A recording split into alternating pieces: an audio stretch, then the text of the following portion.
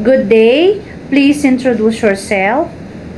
Good day, my name is Evangeline Cañete. I live in Santa Rosa City, Laguna. I was born in June 18, 1978. I'm 32 years old. I'm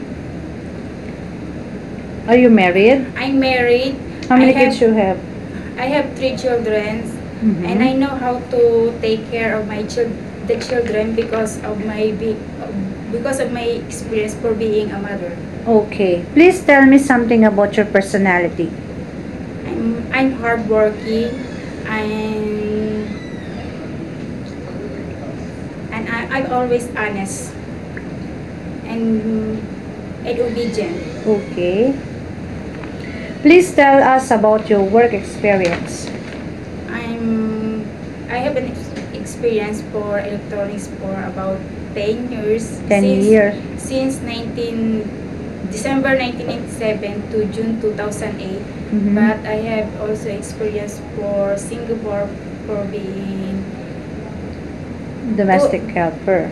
domestic helper for the tourist only. Okay. Because of my relatives got sick, so that I'm the one who choose to take care of her kids. To take care of the Okay, kids. so you go in Singapore, just stay for 1 month to your relatives. Yes, ma'am. Okay. Only 1 month? Yes, ma'am. Okay. What about naughty little children?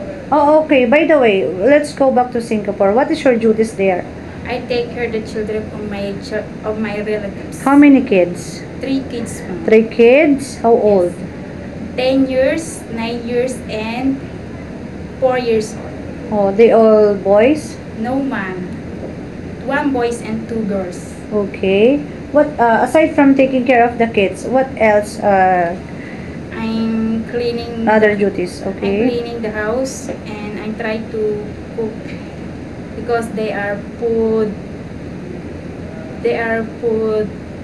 Filipino foods that I'm cooking in Singapore. Okay.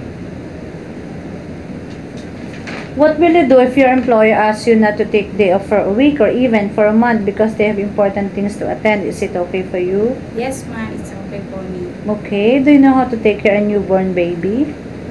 Yes, ma'am. Can you please tell us how can you take care of a newborn? I take care if the baby got the diaper is wet, so that you can change it. Okay. What else aside from changing diaper? You giving her their milk. You do you know how to fix the formula for the baby? Yes, ma'am. What else? How about if the baby is crying for a long time? What should you do? I check the baby, then she got sick, and then if their diaper is wet, you change it. And when the baby is hungry, so they can give a milk. Okay. Can you sing a simple song for our little children? Yes, ma'am. Okay. I have 2 hands, the left and the right, holding apart, so clean and bright. Clap, Clap them softly. 1, 2, 3. Clean little hands are good to see. Okay. Most people in Hong Kong speak Cantonese. Are you willing to learn this Chinese language? Yes, ma'am. I'm willing to learn Cantonese. Okay. Do you know what is domestic helper means? Yes, ma'am. Okay. Domestic helper means take care the household chores and to take care the children. Okay.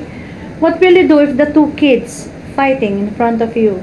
I I I I tell them that they are bad, and tell her that Tell them that, explain and tell them that that is bad. yes, Okay, and what else?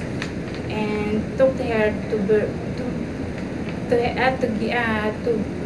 be to love each other. Okay, you teach them. Okay. Why do you want work in Hong Kong? Because I want to help my family. I want to finish schooling my children. Okay. You want to support your family. Yes, ma'am. Okay. Would you like to say anything else to your prospective employer?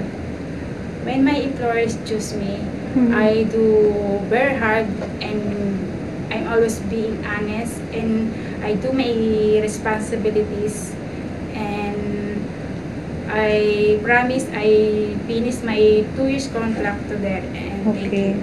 Can you promise to finish your tourist contract without doing any trouble? Yes, ma'am. Okay. Can you promise to your prospective employer uh, that you can obey all the rules and regulation in their house? Yes, ma'am. Okay. Thank you.